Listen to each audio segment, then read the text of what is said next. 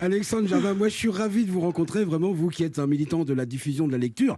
Militantisme qui, moi, m'a atteint quand vous aviez sorti Le Zèbre. Vous savez l'histoire de ce notaire si fantasque qu'il embauche un clerc pour la simple raison qu'il s'appelle Delune. Ça, moi, ça m'avait éclaté. Alors donc, ravi, disais-je, même si bon, là... Vous arrivez, clairement, vous avez dû le sentir dans les couloirs, hein, ça sent la fin de saison. Une saison un peu compliquée en plus, avec de la houle, beaucoup de départs. Hein. La preuve, c'est que pour qu'on confie le portrait d'un écrivain de votre envergure à quelqu'un comme moi, c'est vraiment qu'il n'y a plus personne dans la boutique.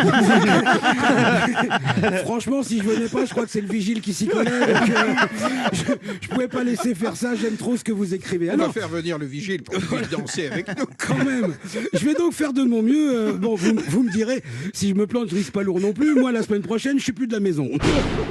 Ouais, non, alors, on se calme, tu peux ranger ton coup de tonnerre en régie, je suis pas en train d'annoncer une démission, ça a déjà été fait.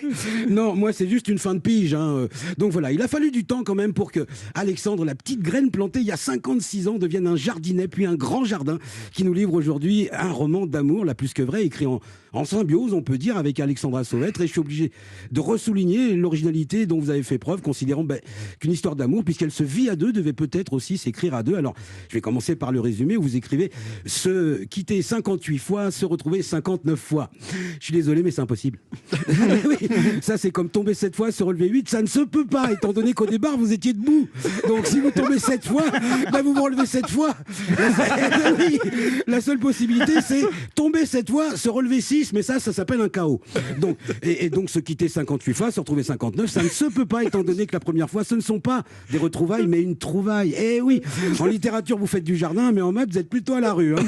Alors, avant même de rentrer dans l'histoire et dans l'avant-propos de La Plus que Vrai, vous écrivez « Aujourd'hui, je crois que l'amour romanesque ne peut plus être l'affirmation d'un regard qui se suffit à lui-même. » Et franchement, c'est très fort. Et je sais que c'est très fort parce que j'ai rien compris. Non, donc forcément, c'est très fort parce que je suis pas un con quand même. Et ça, c'est un critère. Alors, page 21, votre héros reçoit donc une lettre, les fameuses lettres de l'héroïne. Alice, qui écrit entre autres « Je regrette de ne pas avoir exprimé plus tôt et mieux tout le mépris et le dégoût avec lesquels je vous considère. » Ou encore plus loin, « Je vous méprise. » Il y a aussi... Elle est assez dure. Ouais, il y a aussi « Vous faites l'amour sans conviction, vous baisez avec modération. » Ou encore « Vous êtes sans courage, un être factice. » Franchement, moi, une fille qui m'écrit ça, je sais pas si je rappelle. Je sais même pas si je ressors un jour dans la rue, franchement. À ce stade, normalement, là, vous annulez la réservation pour 2 chez Léon Bruxelles, vous la bloquez sur Insta. Mais le gars, lui, non, il tombe amoureux et il insiste. Hein, vous appelez ça La Plus que Vrai. Moi, j'appelle ça les prémices d'une main courante, hein, quand même. Alors, ce que tout le monde se demande, c'est est-ce un bon livre, hein, comme dirait l'autre. Oui. La question, elle est vite répondue. Parce que franchement, me demander à moi un avis sur une œuvre littéraire, c'est comme demander à Andrew Manoff un avis sur le crossfit. L'avis ne sera pas pertinent. Et puis en réalité, j'ai toujours pensé qu'on ne pouvait pas critiquer un livre. Hein. On peut que l'aimer ou ne pas l'aimer, finalement. Le seul défaut que je peux peut-être trouver au vôtre, c'est de ne pas être sorti l'année dernière parce qu'un confinement, ça se passe mieux quand on a un jardin.